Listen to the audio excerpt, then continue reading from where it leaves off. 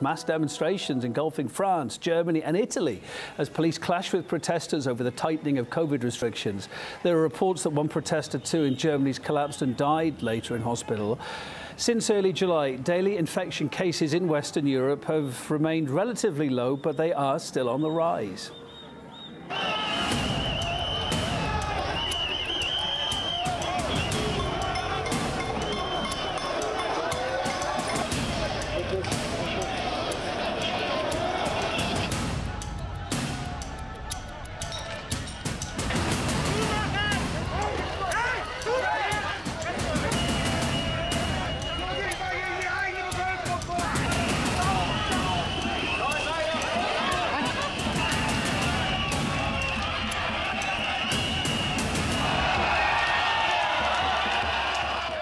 We've seen these protests across Western Europe, particularly in France and Italy and here in Germany, as well, as people are unhappy with COVID restrictions that are being put in place, and particularly when it comes to requirements or potential requirements for what's being called the EU Green Digital Pass, a digital vaccine certificate, if you will. Now, those demonstrations across Western Europe, they turned nasty at times over the weekend.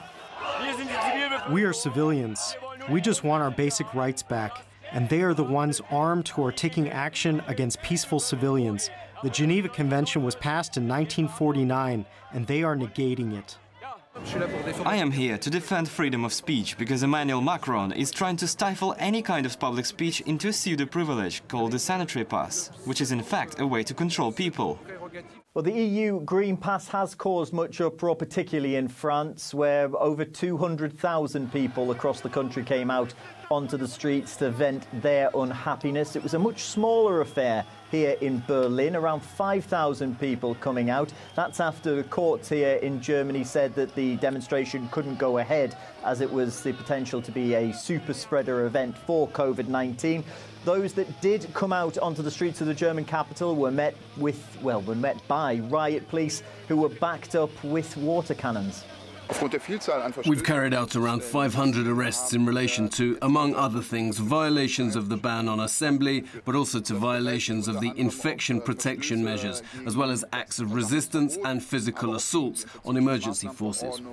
Well, in France, health union bosses are calling on Emmanuel Macron to make vaccination mandatory. They say that a digital health pass isn't going to cut it when it comes to trying to stop cases rising in the country. And they want the French president to go as far as making sure that everybody must have a jab.